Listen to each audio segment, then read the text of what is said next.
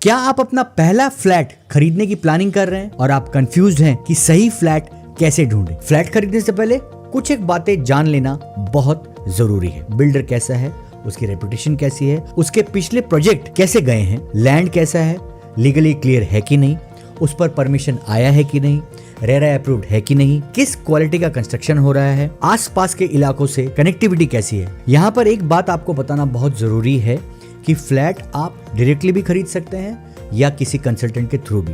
अगर आप डायरेक्टली खरीदते हैं तो आपके पास ऑप्शंस बहुत कम रहते हैं, लेकिन अगर आप फ्लैट किसी रियल एस्टेट कंसल्टेंट के थ्रू खरीदते हैं तो आपको हमेशा बहुत सारे ऑप्शंस मिलेंगे। आपको फ्लैट का रेट नेगोशिएट होकर मिलेगा, आपको लोन वगैरह में भी असिस्टेंस मिलेंगे। तो it is up to you कि आप फ्लैट डायरेक्टली बिल्डर से खरीदते हैं या through a real estate consultant. सबसे पहले हम बात करते हैं बिल्डर की।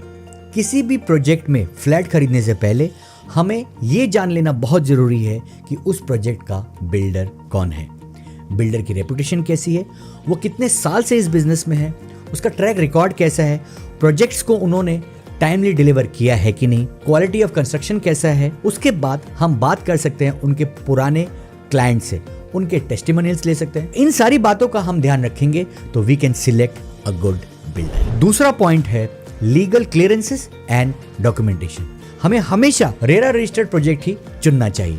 रेरा की सबसे खास बात यह है कि अगर कोई भी प्रोजेक्ट रेरा रजिस्टर्ड है, इसका मतलब ये होता है कि बिल्डर उसको टाइमली कंप्लीट करके देगा ही देगा, नहीं तो उसके ऊपर पेनल्टी क्लॉजेस भी होते हैं। आपको हमेशा डे 1 से ही एक लॉयर हायर कर लेना चाहिए जो प्रॉपर्टी की लीगल ओनरशिप आपको चेक कर बताएगा। वही वकील डेवलपर से एनकम्बरेंस सर्टिफिकेट भी लेगा जो आपको ये बताएगा the property is free from all kinds of एनकम्बरेंसेस।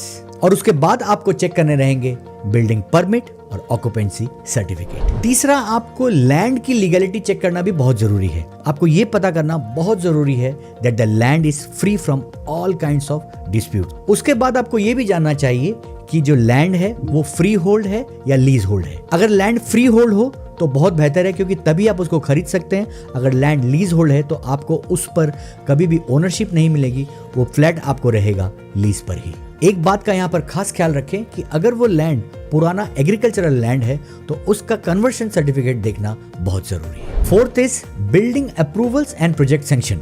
आपने ये जान लेना बहुत जरूरी है कि जो बिल्डिंग बन रही है वो अप्रूव्ड प्लान्स के मुताबिक बन रही है कि नहीं। आपके पास बिल्डिंग के अप्रूव्ड प्लान्स की कॉपी जरूर होनी चाहिए। और ये जान लेना भी बहुत जरूरी है कि बिल्डर ने लोकल अथॉरिटीज से यानी कि म्युनिसिपल अथॉरिटीज से सारे अप्रूवल्स पक्के कर लिए हैं कि नहीं। फिफ्थ है quality of construction and amenities.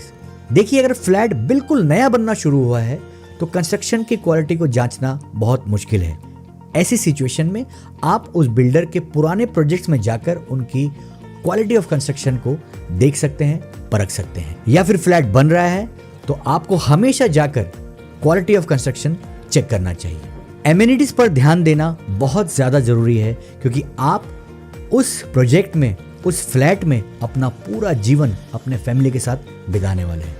मिसाल के तौर पर अगर वहां पर सर्विस लिफ्ट नहीं है, सर्वेंट क्वार्टर नहीं है, गार्डन नहीं है, तो आपको बाद में जाकर दिक्कत आ सकती है। इसीलिए फ्लैट खरीदने से पहले ये ज़रूर जान लें कि आपकी पर्सनल चॉइसेस क्या हैं। अगर आपको स्विमिंग करना पसंद है, आप चाहते हैं आपके बच्चे स्विमिंग करें, तो उस पर्टिकुलर प्रोजेक्ट में स्विमिंग पूल होना बहुत ज़रूरी है।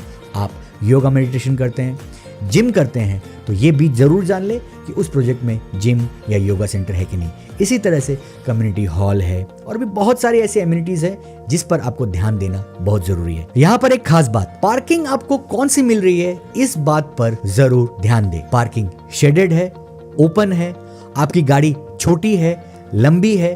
कितनी बार क्या होता है कि लिफ्ट के डक्ट के पीछे बिल्कुल पार्किंग आपको मिल जाती है, जिससे आपको गाड़ी रिवर्स लेने में या बाहर निकालने में काफी दिक्कत आती है। 3 सबसे अहम एमिनिटीज का आपको खास ख्याल रखना है। सबसे पहला है पानी। आपने ये जानकारी बिल्कुल कर लेनी है कि जहां पर आप फ्लैट खरीद रहे हैं वहां पर अंडरग्राउंड वाटर है कि नहीं।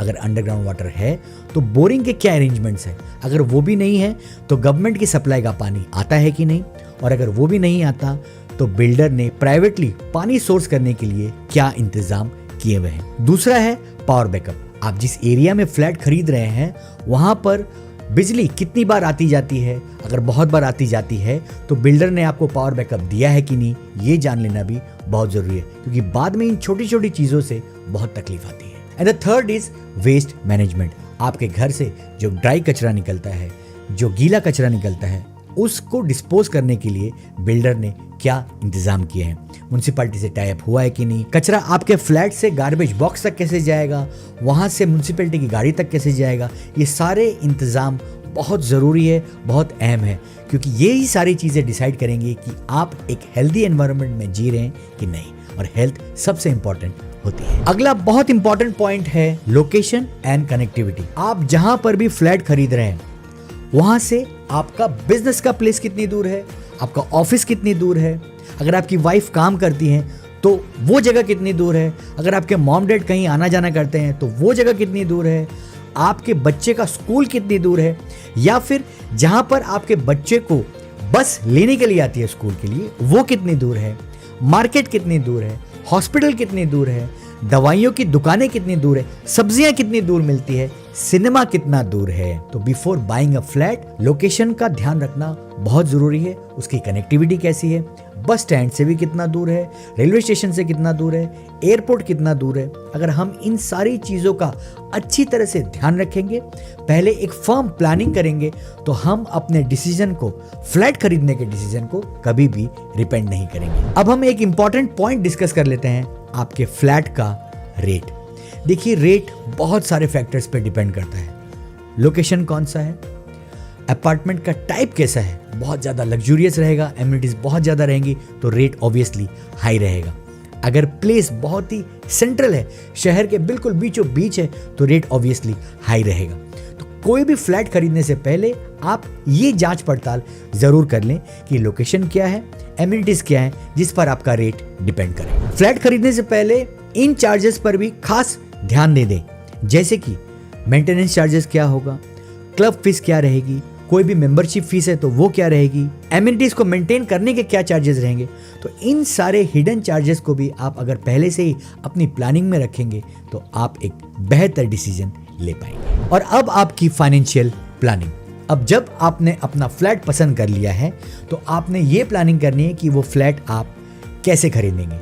क्या आप उसको पूरा का पूरा पेमेंट एक साथ करके खरीदेंगे, या फिर आपने किसी न किसी बैंक से फाइनेंस कराना है। तो आपने ये जान लेना है कि वो प्रोजेक्ट कौन कौन से बैंक से अप्रूव्ड है।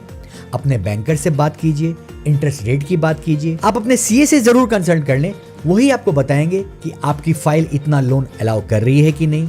आप खुद के नाम पर लेंगे तो रजिस्ट्रेशन कॉस्ट क्या आएगा, या किसी फीमेल के नाम पर लेंगे तो रजिस्ट्रेशन कॉस्ट क्या आएगा। मैं जानता हूं ये वीडियो आपको बहुत पसंद आया है, इससे आपको बहुत वैल्यू मिली है, तो आप मेरे चैनल को इमीडिएटली सब्सक्राइब कीजिए, इस वीडियो को लाइक कीजिए। ये वीडियो आप कौन से शहर से देख रहे हैं मुझे कमेंट करके बताइए, और आपके मन में और भी कोई सवाल है तो कृपया मुझे कमेंट में पूछिए, मैं उसका उत्तर देना अपना फर्ज समझूंगा, मुझे बहुत खुशी होगी। तो इस वीडियो में आज के लिए बस इतना ही। मैं हूं आपका फेवरेट रियल्टर विकास गोयनका। नमस्कार, जय श्री श्याम।